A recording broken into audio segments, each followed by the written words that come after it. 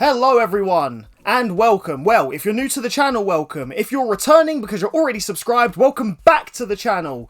You've got me here, JC, and this is 2.5 Gamers UK, and I'm sure you've read the title of today's video, otherwise you wouldn't have clicked it.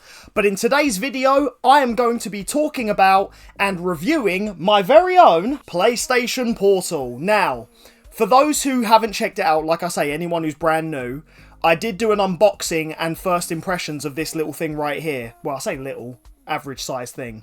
But yeah, I did an unboxing / first impressions video. I'd highly recommend you watch that video before you watch this one, because that's kind of like a part 1. This can serve as more of a part 2, because in that video, literally you see my very first reactions to opening the box, pulling it out of the box, and just overall inspecting it and setting it up. This is a part 2, as many months after that video, which yeah, for those who have been waiting, sorry, but obviously I wanted to go as in-depth as possible. Now I'm going to give you my full experience with the thing and basically ramble my way through this video as I normally do, because I don't script any of my reviews, and give you my thoughts, my opinions, and yeah, my experiences with the PlayStation Portal. So, get yourself nice and comfortable. Hope you got a snack, a drink, something that you can enjoy while you watch me talk about this thing, or listen, for whatever you're doing. And yeah, just get cozy, as I'm going to talk to you, for as long as I possibly am allowed to, about my time, my thoughts on the PlayStation Portal in 2026. Let's do it.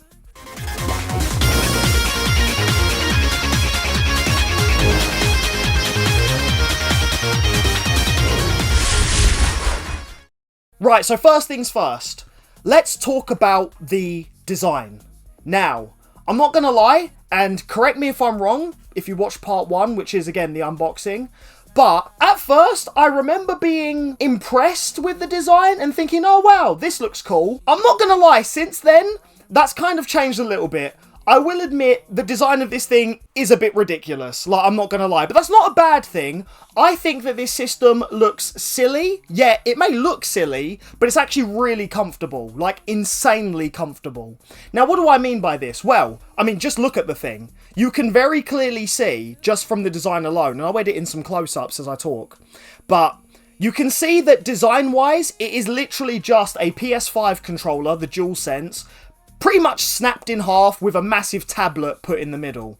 And that's the part of the design that at first I was like, oh cool, but then gradually over time, and as I've like sat and played it in public and had other people see it, have come to notice that it is a little bit silly looking. Like, I kid you not, there was one time where I was playing with this thing at work in the canteen, and basically someone went, is that the PS Portal? And I was like, yeah. And they was like, it looks kind of dumb. And I was like, yeah, like I can't lie, like, but for how ridiculous it looks, I couldn't imagine it any other way, and on top of that, it is really comfortable. And what do I mean by this? Well, I mean, because it's literally a PS5 controller, but with a tablet, that means it's got all the nice sort of feels and functions of the PS5 controller. For starters, it's actually got grips. Now, I'm going to be doing this a lot in this review, but I'm going to be comparing it to rival systems.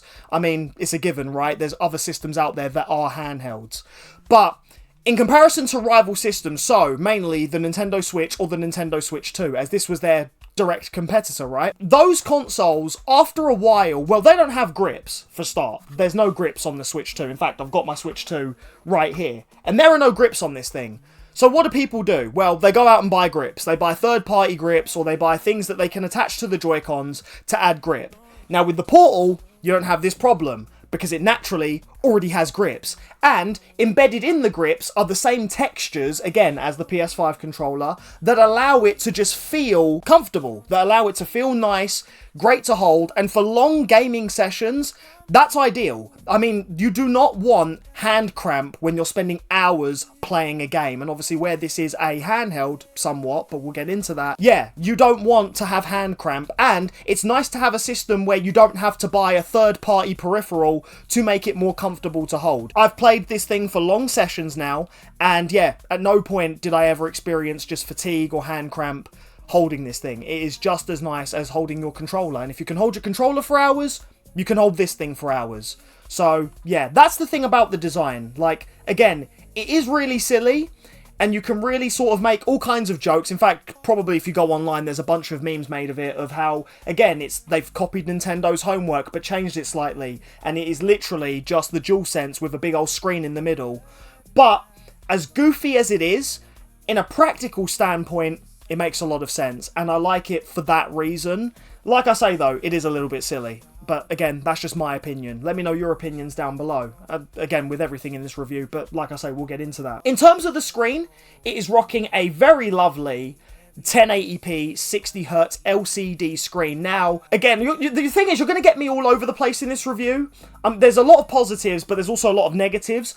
I like the screen. However, I will admit, again, filming this in 2026, there are rivals in this game. The LCD screen feels a little bit dated, and it may be because, I'm not gonna lie, we have been spoiled with the Nintendo Switch 2 screen. Like, there are moments, guys, moments where I cannot believe that this is an LCD screen, but it is. And it's crazy because obviously it is newer, so that makes sense. But the colours on the Nintendo Switch 2 just are so vibrant that you wouldn't think it's an LCD. I cannot, however, say the same for the PlayStation Portal. This is an LCD screen. You can tell. The backlighting makes blacks not look black. They look very grey. And colours do tend to look washed out. On top of that, there is no HDR support on this system. It's a streaming machine. Again, we'll get into that. But yeah, there is no HDR. Textures aren't going to look as pretty. It's not as nice a screen as the competition, unfortunately. But for what it aims to do, it's a good screen. Like, I can't lie, I can't complain. Obviously, this came out to rival the Switch 1. So, when you compare this to the Switch 1, which has a 720p LCD screen, obviously later we got the OLED, it's better than that. But in 2026, not the best screen, when the Switch 2 does have better. Maybe I need to do a more in-depth PS Portal versus Switch 2 video. Let me know down below if you want to see that. But all I'm going to say is, again, this is my opinions, my thoughts. When there is better out there, I'm obviously going to compare it. And yeah, the screen, it gets the job done. It's a nice screen. It's not the worst screen. It is very workable, and in its moments, it does look really nice. But it's not great. Like, again, if you're expecting OLED quality, it's not there. It's an LCD, be realistic. But again, as well, the other problem is like I said, with how vibrant other LCD screens have looked, the Portal doesn't really look like that. I mean, maybe through editing magic in other videos, people can make the colours look better, but realistically, I'm not gonna lie, colours do look a bit washed out. Blacks look very grey. I think reds and browns don't look right. Blues and greens look fine. Again, do your own research as well, because like I said, this is just my opinion. And you can have a completely different opinion. Everyone's entitled to it. And yeah, definitely if you're thinking about picking one of these up, do your own research. You might like the colours on it. I'm particularly, again, I've been spoiled by other systems. So for me, it's good. It could be better, but it is what it is. So yeah, I don't mind the screen. And the screen size, lovely. Honestly, I think it sits perfectly of being big enough and not too small. The bezel around the edges of the screen is not too thick or intruding. Again, thinking about the Switch 1, which had a massive bezel, and the Switch 2 as well fixes that. But yeah, the bezel, quite nice, and just overall, a decent screen. Again, going into the design, I said earlier, it has all the bells and whistles of a PS5 controller, and it really does. You've got the adaptive triggers, you've got the haptic feedback, the same as the PS5, haptic feedback, HD rumble, those sorts of things. It's all here. You've got the LEDs, like the PS5 controller, which again, on certain games may display a different colour, maybe your health, things like that. It depends on what game you're playing. You've got the mute mic button, which lights up when your mic is muted, because yes, this thing has a built-in microphone. During my time, didn't find myself using it, but it's there if you want to use it. Again, PS5 controller has a built-in microphone. So does this. It's amazing. From what I've heard anyway, because I didn't use mine. At the bottom, you've got the headphone jack. Barely used this, and it is a bit of a bummer, but there is no Bluetooth support with the PS Portal. So if you was thinking about pairing up some earpods or Bluetooth headphones, unless you want to get Sony's ones, because you can use what's called PlayStation Link, which is Sony's own connectivity thing. But to do that, you need PlayStation headphones by Sony or PlayStation earpods by Sony. You can't use Bluetooth headphones, which is a bummer because, again, the rival competition allows you to do that. But with the Portal, no, you're going to have to kick it old school, get your wired earphones out, and rock it like it's, I don't know, 2016. When did earpods first come out again? I actually can't remember. But yeah, you're going to have to go fully wired if you want a headphoned or earphoned experience. Other than that though, the speakers on this thing are really good. They're at the top, they look quite small and quite thin, but they do emit really good sound. Like, the sound quality is really good. This thing can get really loud, and it can also be just deadly silent if you mute it all the way down. But in terms of, yeah, I've played it on max volume just when I've been chilling, and the sound is quite good. Again, I'll edit in examples as we go along.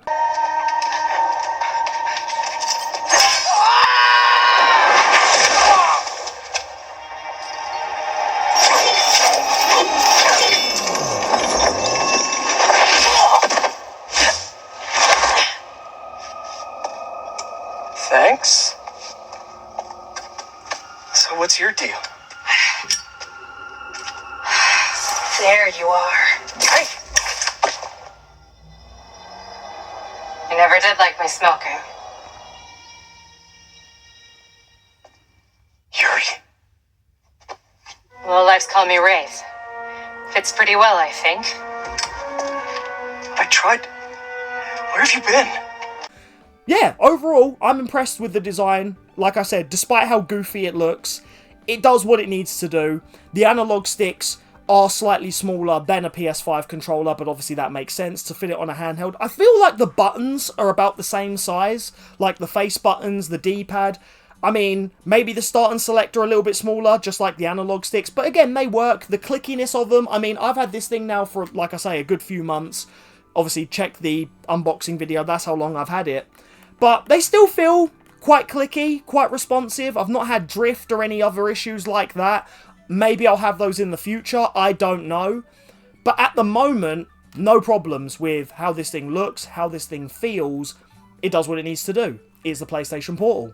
And yeah, overall, looks-wise, feel-wise, it's quite nice. It is extremely light. Let me just get that out the way as well. This thing weighs next to nothing. Obviously, it doesn't need to.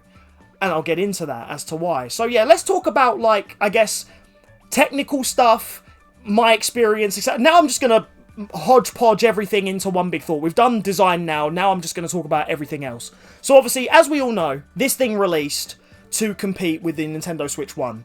This was Sony's way of making another handheld. They haven't made a handheld since the Vita, and this was their new thing. Now initially though, it wasn't, you couldn't really call it a handheld. It was kind of like a, I don't know, I think the best comparison to give it was like the Wii U gamepad to the Wii U.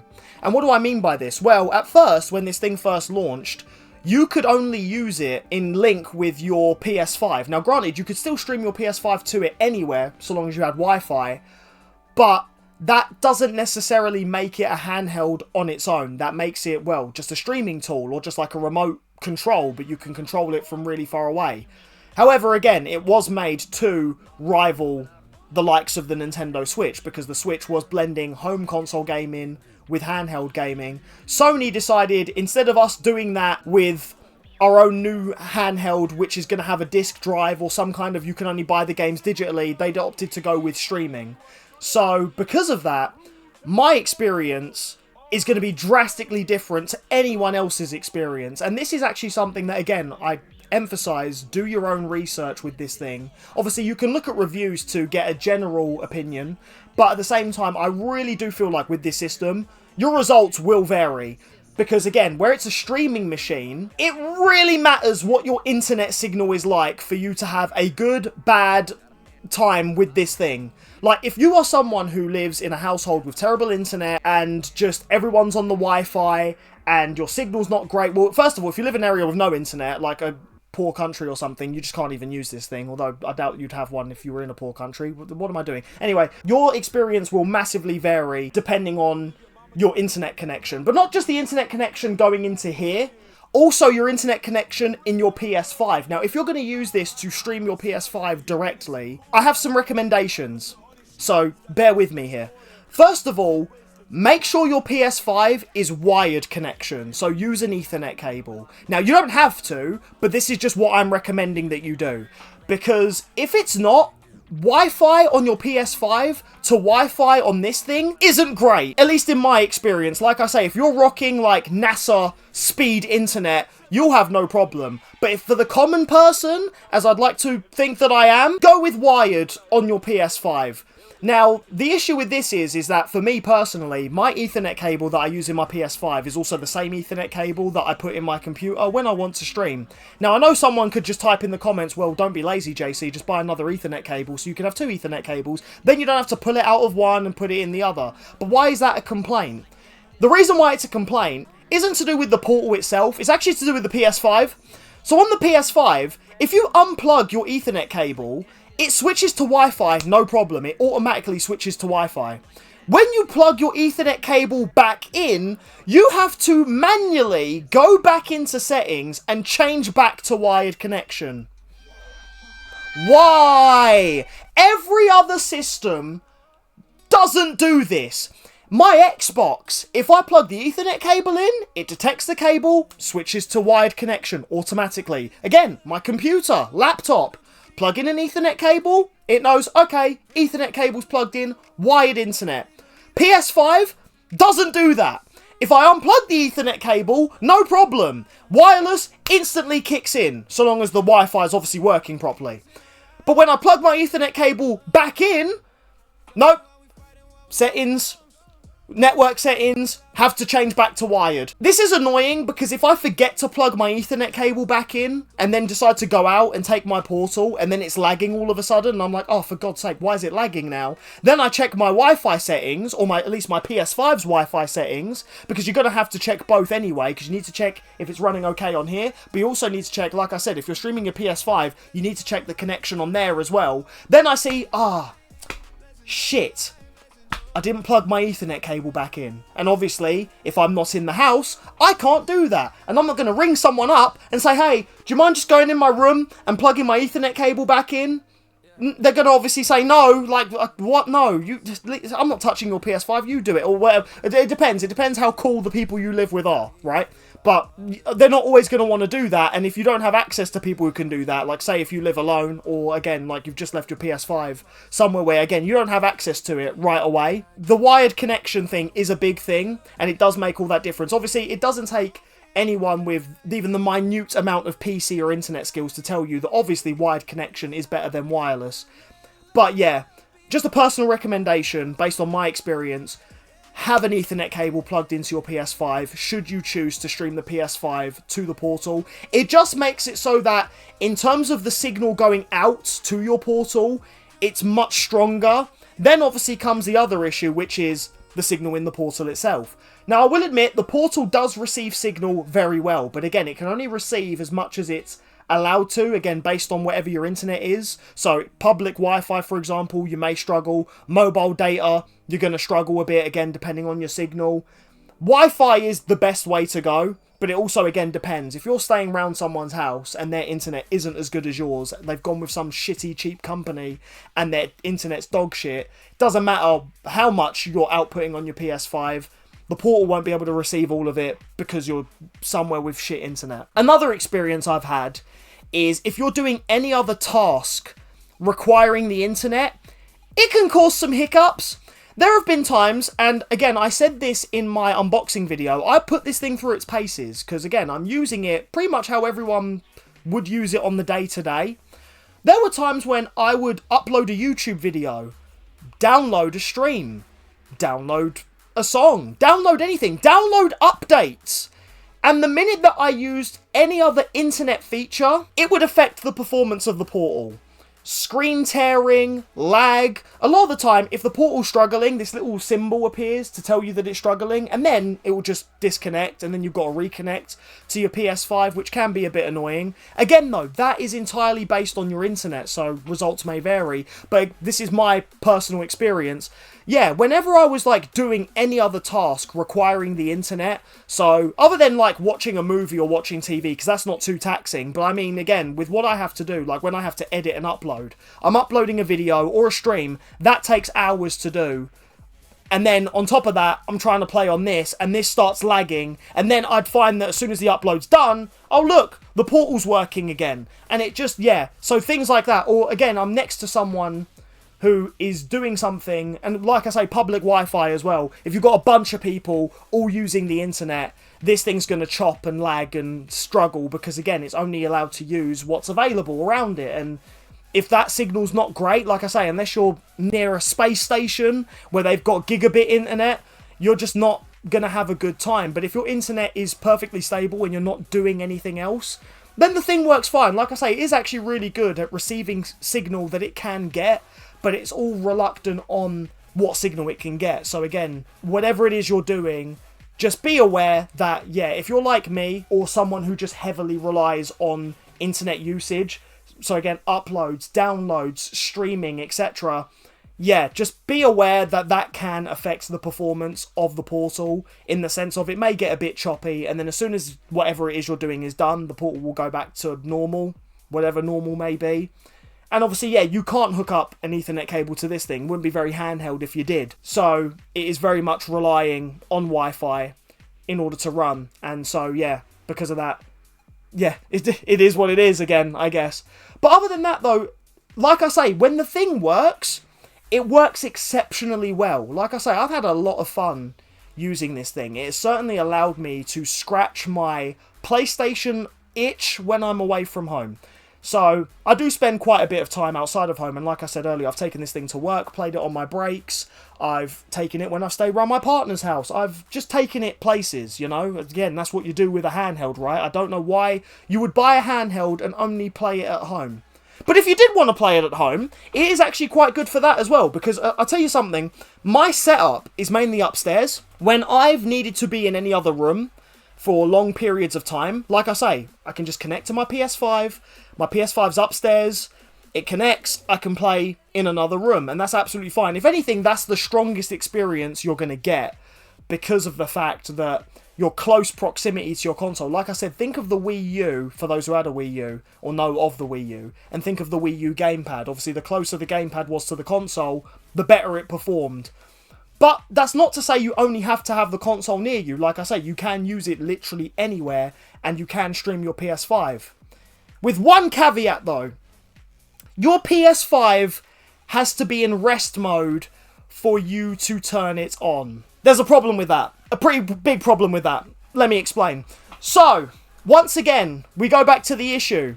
If you, for whatever reason, are away from home and you do not have access to be sure that your PS5 is in rest mode, then you're out of luck and you can't connect to your PS5. Now, I know some people, again, even others with portals are going to go, well, yeah, JC, that's a given. And also, I know as well, people are going to say, yeah, but you can also do the other thing on the portal. I'll get into that, don't worry. But, yeah, this is something that, personally, again, I get it, but it's also kind of stupid and really annoying. Because, yeah, say, for example, again, you're away for a week, hotel or partner's house or wherever, right? And, I don't know, your house has had a power outage. Now, granted, it means your PS5's not going to work anyway because the Wi-Fi would have gone down. You've had a power outage. But, yeah, you don't know that. So when you've got your portal and you're in the hotel or, again, someone else's house and you're trying to connect to your PS5, nothing's going to happen because your PS5's turned off. And this could be a massive issue. Another thing as well is, again, it's say if you live with people, parents to children, or again with everyone's with the current state of the economy, just being an adult and you're still stuck at home. Yeah, I went there. I'm sorry. But, yeah, say you live with people and again, electricity bills, things like that. They don't necessarily want you leaving your console on all the time. Maybe you yourself are worried about your electric and you don't want to leave your console all the time. Again, for people that live on their own and don't necessarily care about that sort of thing and they leave their PS5 in rest mode anyway, they're not going to care. But, like I say, there are issues with this that do, again, ruin the experience. Because if for whatever reason your PS5 turns off and then you're on your portal and you can't get to your PS5 to turn it back on, you can't connect to your PS5. So, you can't use your portal. Effectively, it becomes a paperweight at that point. Unless you use the other feature. Again, I'll get into that. So yeah, those are my sort of gripes with the portal. I mean, other than that, I do think it's a pretty nice system. Well, actually, I guess there is one more thing. But this is more of a preference thing. Obviously, the portal, where it's a big old tablet, it has a touch screen. I forgot to mention that, but the screen is touch capable. Obviously, not all games use the touch screen. It's not configured like that. Like, it's not like the Switch, where, again, some games might use the touchscreen. No, but what the touchscreen does do is some menu features on the Portal itself. Another thing is, obviously, where it's like a PS5 controller, you may have noticed there's no touchpad. That's because the touchpad is in the touchscreen. So, pretty much what happens is on the far left and far right of the screen, these two little boxes appear. And you kind of have to, like, tap to wake it up, then tap again to access the touchpad. I understand this decision. I don't entirely like it, though. Because what's annoying about it is the fact that you have to tap to enable the touchpad, then you actually get to use the touchpad. Now, on some games where the touchpad is just a button, that's no problem. I'll give you an example. So, lately I've been playing Saints Row, the reboot one, the bad one. I know, don't judge. But I've been playing that, and on that game, the touchpad is literally just a button to pull up your phone, pull up the map, etc. That's pretty easy, because on the Portal, I can just tap again, and there we go. I've brought it up. So just a quick double tap, one tap to activate the touchpad feature, another tap to open whatever the touchpad feature may open. The problem is with other games where the touchpad gets a little more creative. Again, this is streaming PS5 games, and PS5 games are going to play as if they're on a PS5. They're not specifically made for the Portal. The Portal is just streaming the games from the PS5 or the PS5 library. I'm telling you, we will get into that, don't worry. But yeah, because of this, some games I found, again, my opinion, it was a bit annoying having to touch to wake the touchpad, and then if, say, you have to swipe or slide or do any sort of other thing with the touchpad, it wasn't always responsive. Like, a lot of the time I would touch, the touchpad would appear, then I'd go to swipe or slide, and then it would quickly disappear because I wasn't fast enough. And I know anyone sarcastic can just go, "Well, just be faster, JC, fucking dipshit." Like, yeah, okay, fine. Well, trust me, when you use one, you try. But honestly, yeah, other than that, it's okay. I feel like they could have mitigated this, though. Maybe by perhaps... Now, I'm not a console designer, nor would I ever profess that I know better than the people that design these things. Again, I'm just a guy with an opinion. And if I could make a suggestion... I mean, someone at Sony can say this is completely stupid and would never work, but my suggestion would be take notes from the Vita. The PS Vita had a touchscreen, but also had a back touchpad. There's pretty good space on the back of the Portal here. You could have had a back touchpad somewhere along here, you know, like a mechanical one as well that could kind of click. I know obviously then it kind of takes away from it being similar to the PS5 controller, because the PS5 controller, the touchpad is on the front. But again, for a system that is the way that it is, that could have been an option rather than what they've done. Because again, with the touchpad, like I said, first you have to tap to wake it, then you have to actually use it. Like, you tap again if you want to press it, you slide if it has a sliding feature, like I say. Like, for example, Spider-Man, Marvel Spider-Man 2, when you want to open the Friendly Neighborhood Spider-Man app, you have to swipe left. And yeah, it doesn't always respond because, again, you're tapping and then it disappears and then you get annoyed and then you tap again and then you swipe and then... Oh, but actually now you've pressed 3 times, so you've accidentally... The game now thinks you've pressed and held the button. It can get frustrating very quickly. Doesn't happen very often. Just minor nitpicks that I noticed. And again, you're welcome to form your own opinion and tell me if I'm nitpicking, tell me if I'm wrong. But these are things that I personally feel like you will notice when you use the system. If I certainly noticed them, I'd like to feel like you will certainly notice them as well. I like to think we're on that same wavelength, you know. Those are my little gripes with the system. Now, let's get into the other thing about the Portal. The thing that actually makes this now a more viable option than it did before. So, going back to what I said in my unboxing video. Again, watch that, please. The PS Portal, I initially avoided it because it was just a remote player for the PS5. It even says as much on the box. They never changed the box design to accompany for the new features on the Portal. But now, the reason why you can see it more as a handheld is because you can actually stream games directly from PlayStation's cloud. Now, granted, I understand this won't always be a feature. Maybe eventually when another console does come out and overtake the Portal, the servers for these streaming games might shut down. And I mean, streaming in terms of games, it's always all over the place. I mean, just look at Google Stadia. Remember them? Yeah, me neither. But, yeah, like, It's cool that this is now an option, and it's only just recently become an option. Like I say, I'm recording this in 2026, but near towards the middle and back end of 2025, maybe even slightly earlier, again, I don't know. But when the Portal first came out, it did not have this feature. You can play games directly from the cloud. Now, there is a problem with this as well, though. And the problem is your PlayStation Plus subscription. Yep. If you want to play games directly from the cloud, you don't just need to have PS Plus. You need to have PS Plus Premium. That's the most expensive one, clocking in at about £100 or so a year. I don't know, I haven't renewed mine yet.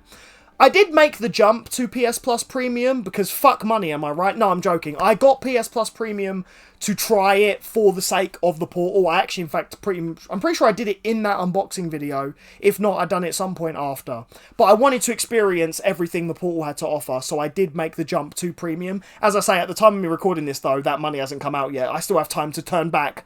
Maybe I will, I don't know. But yeah, unfortunately, if you don't own a PS5, or if you want to be able to play your games digitally or from the cloud, from Sony's cloud, you know, wherever the hell that is, floating around Japan somewhere, and their satellite in space or whatever, you need to get the most expensive PlayStation Plus subscription.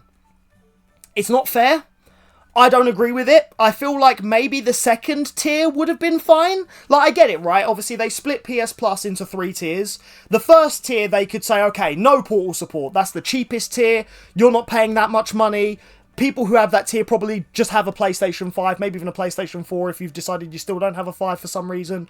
That's absolutely fine. For Tier 2 and Tier 3, so you have Plus Extra, Plus Premium, they could have had that cloud feature. It's a bit annoying that you need the best one, well, I say the best one, but the most expensive one in order to use the cloud streaming. It's like you're really locking this thing behind that paywall. I mean, granted, the Portal's not that expensive anyway, as it shouldn't be because it's a streaming machine, and because it's a streaming machine that's light as a feather, like I said, it's light for a reason. It's only a GPU, maybe even a slight CPU, and a Wi-Fi connector, and a headphone jack connector, and all that stuff. There's no storage, there's not even, I don't even think there's that much cooling. Like, I've never felt the system get hot or anything, but again, just look at the design. Like, it's ultra thin, other than the thickness of the controllers. There's hardly anything on the back. Like, I mean, you can just take a look for yourself. As I say, I'll edit in close-ups. But yeah, it's not expensive, the system, unless you then add in the fact that, yeah, you need the best PS Plus if you're going to use it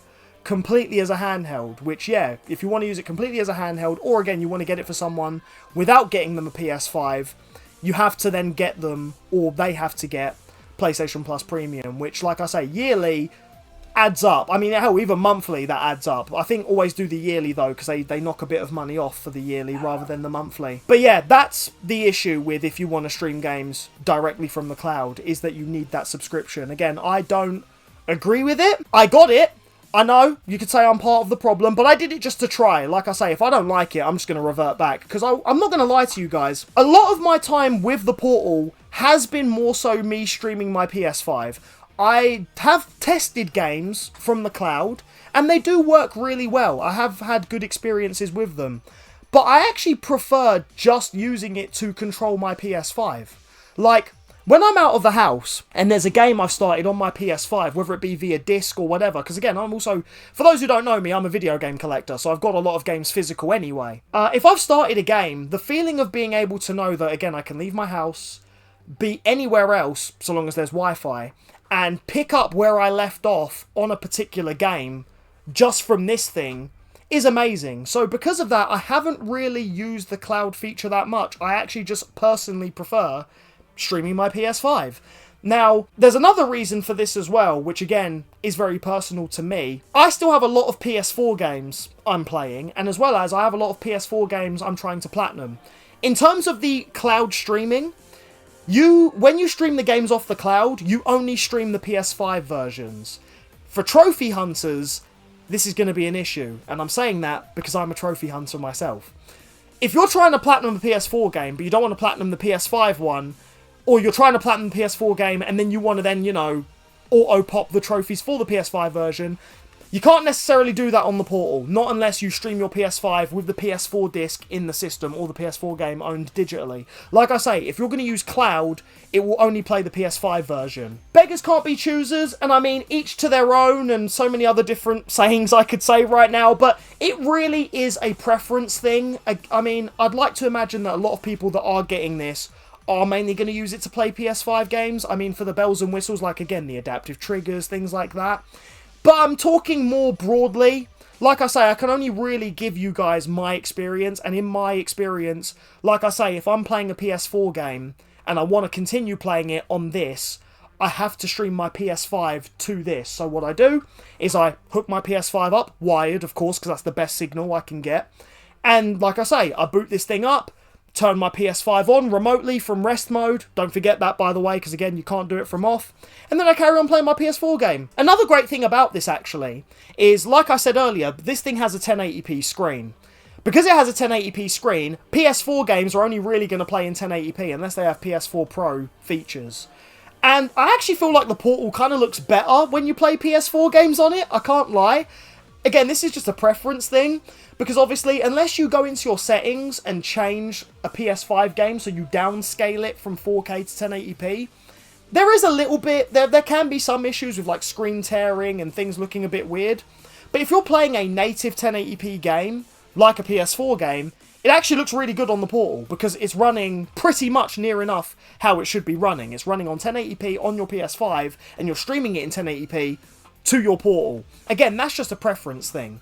You could still do the same with a PS5 game, like I say, just settings, turn the resolution down, fine. But if you can't be asked to do that, one, I don't blame you, because I don't do that. Like I say, I played Spider-Man on this thing, and I left the game in 4K, but I could only see it in 1080p on here.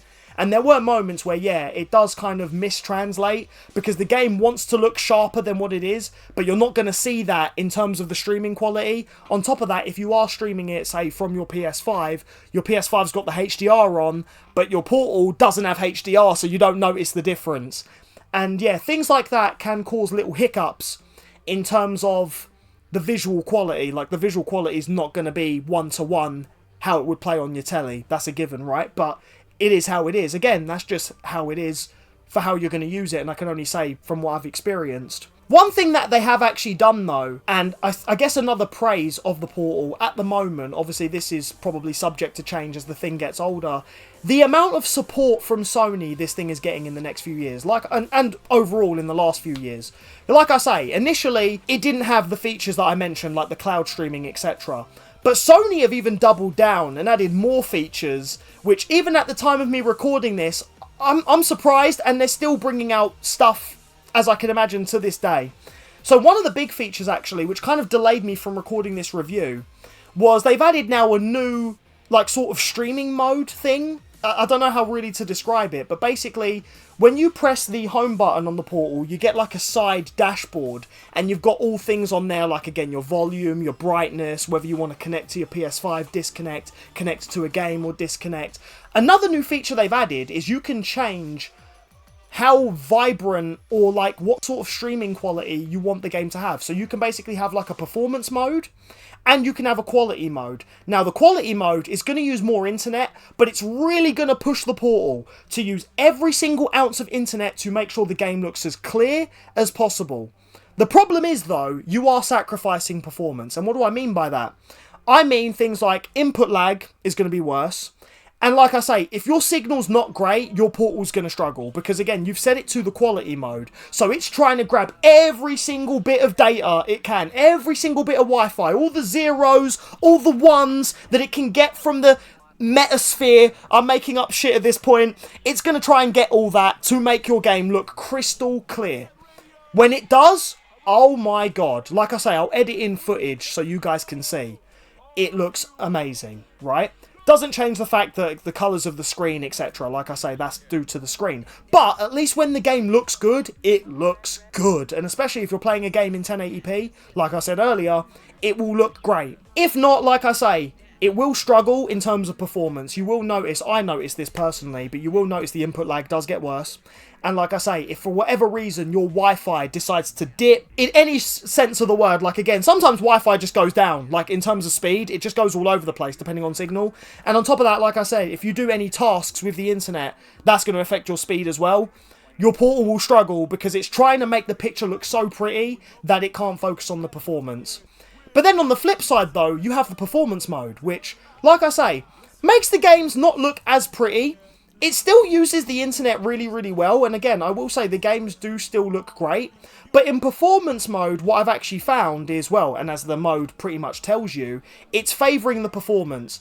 Now, the best example I can give of this is, you know, surely, let me know if you relate down in the comments, but you know when you use your phone and you go on YouTube and you're watching a video with your mobile data, and as your signal gets worse, the video still plays, but you see that the quality slowly starts to get blurrier and blurrier, right? But you can still watch the video, you can still hear it, you can still see things, but rather than it being 1080p, it's now like 480 or even like 144, like the quality just gets worse, but the video's still playing. That's what performance mode does, but for the portal. It will sacrifice the visuals to make sure that the portal's still playing, but it's just everything looks like really blurry, really pixelated and really shit. You can still play, and it's fine, it still plays. And you still get buttery smooth performance, if anything as well, hardly any input lag. There's still going to be input lag, but hardly any input lag. It's just that everything looks so much worse. But again, that's all dependent on your signal. If your signal's great, the game's going to look great, even in performance mode. If your signal's shit, the game's going to be blurry, but it's still going to run, and it's going to do what it's going to do. And again, results will massively vary. So it really is down to wherever you are, whatever your internet speed is, that's how the game's going to look. And like I say, I love the fact that these things are being added. I love the fact that Sony is still supporting this thing, because it means that it's here for a while, and as someone who's only just recently got one, good. I don't want it to go anywhere anytime soon.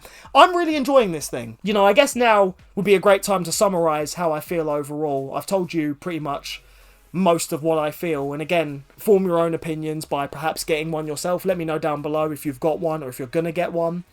But I really like this thing. I've enjoyed my time massively using it since I've had it, other than like a couple instances I've put it down to maybe go on one of my other handhelds, but I have been rocking this thing pretty much everywhere I can so that I can continue to scratch my PlayStation itch. It's a very large itch, platinum trophy shaped, but I scratch it with this thing. Yeah, overall, I just really enjoy it. Like I say, the experience with it hasn't been perfect. I don't expect it to be, and it hasn't been. But it hasn't made me ever get frustrated with the thing and basically never want to touch it again. I have had my fun with it. Which one do I prefer? Obviously, I've got other handhelds. Like I say, I collect them. And I've got the Switch 2. Would I say I prefer this over the Switch 2? I still kind of don't know, you know. And that's just me personally. I actually still don't know, because as I say, there have been a few instances where I have gone back to the Switch 2, and I have been a bit like, but this is an actual handheld, whereas this is a streaming machine. But I'm still 50-50. Like, if you like either or, again, that's down to personal preference. I can't answer that question for you guys necessarily just yet. Maybe, like I say, let me know if you want to see this down below. Let me know if you guys want to see me do a dedicated Switch 2 PS Portal video, like versus, right? Where I will spend a lot of time playing on both systems, maybe even playing the same game. So like I'll play one game on the Switch 2 and then I'll stream it on my PlayStation to the Portal and see which one I prefer, see which one I have an overall better experience with. That is something I am curious to do anyway, so I might just do it regardless. But I want to know as well if you guys back that idea and if you guys want to see that. But yeah, at this point in time, I honestly couldn't tell you which one I think is definitively better or which one I'm more addicted to. I like both for different reasons, and that's just a me problem. Again, you might have a preference, and let me know your preference. I'm actually very curious. But yeah, this thing is a very viable option. I would highly recommend it. If you already have a PS5 and you hardly leave home, then I wouldn't. And that's actually quite a key thing, in fact. So yeah, for those who are like me, who you may not spend a lot of time at home, or you may, again, want a game every second of everywhere that you go, so long as you have internet, get the Portal. It literally is good. So long as you are somewhere with Wi-Fi connection and you have a decent connection on your PS5, or again, you want to play games on the cloud and you've got money to burn with PlayStation Plus Premium, get this thing. It is good for that reason. Obviously, you could go older and get, you know, the Vita and things like that, and there are other means of streaming your PlayStation, but that's not what this review's about. This review's about this thing, and like I'm saying, if you are someone who you don't spend a lot of time at home, but you have a PS5, and you want to keep playing it, but you, again, you're not at home all the time, get this thing. If you are at home all the time, and you can go on your PS5 all the time, and your TV's in the main room, or you're always able to go on your TV, then don't get the Portal. Because, I mean, I don't know why you would. Like, maybe just to game in bed, I guess. But, again, surely if you have access to your PlayStation 5 at all times, you're just going to play your PS5 on a TV. It's a 4K console. You're going to play it on a 4K TV, on a sofa, or like I say, if your TV's in your bedroom, in bed, wherever the hell you may play it, at a desk, whatever, then don't get the Portal. I don't see why you'd need one, unless you're a collector and you just get one anyway, like I did, but also I do game a lot outside my house, so honestly, those are my thoughts on the PlayStation Portal. Let me know what you think in the comments below of the Portal, whether you're going to get one because of this review, whether you've got one and you, again, vibe with some of my opinions that I've laid out. Yeah, just overall, I want to hear your PlayStation Portal thoughts, stories, opinions, the same way how I've rambled on in this review and shared mine with you. Overall, yeah, like I say once more, I really enjoyed this thing. I'm still going to be using it in the future for as long as we're allowed to, because again, who knows what will happen. Where it's a streaming machine, that's the other thing I worry about, is how long are we really going to be allowed to use this thing. Like I say, one day they might turn off the cloud gaming and then that's completely gone again. But so long as it's still always able to connect to your PS5, we can use it that way. And that's what I intend to do. And that's what I have been doing. So I'm going to keep doing that. Do I prefer it over my other handheld? I really can't say yet. But I would love to figure out if that's the case. So yeah, again, that might be a future video. That might be a part 3. Who knows? Thank you all so much for watching. Thank you for listening to me ramble on about this thing. I hope you guys enjoy my reviews. I've got a lot more coming. I actually do want to review more handhelds. And in fact, if you want to see another handheld review that I've done, check out my Nintendo Switch 2 review where I go in depth with that thing. And that was a very early review in the Switch lifecycle. I actually would like to do a follow-up review at some point. Or as I say, maybe I'll follow up with a Portal versus Switch 2 video. I'm not too sure yet. You're going to have to subscribe just so you can see what happens, which, yeah, perfect segue into me saying, if you're brand new, once again, subscribe to 2.5 Gamers UK for more content, more things like this, and otherwise, check out all of our videos, follow our Twitch to see when we're streaming as well, so you can interact with us live. If not, links down below to all our socials, talk to me on there. Again, I want to hear all about your thoughts of the Portal and anything gaming, so yeah, please, by all means, do that. Other than that, you've been a wonderful audience. Please reflect your enjoyment of this video by giving it a big old thumbs up or press that brand new hype button and get this video out to as many people as possible so that I can get more people to, again, join in on the conversation about this thing right here. I've honestly kept you guys long enough, so I'm going to let you go now, okay? That's it. I'm serious. It's over now. I'm going to let you guys go. As I always say when closing out these videos, you'll see me and I'll see you in the next one. So take care. Maybe one night you come close to me.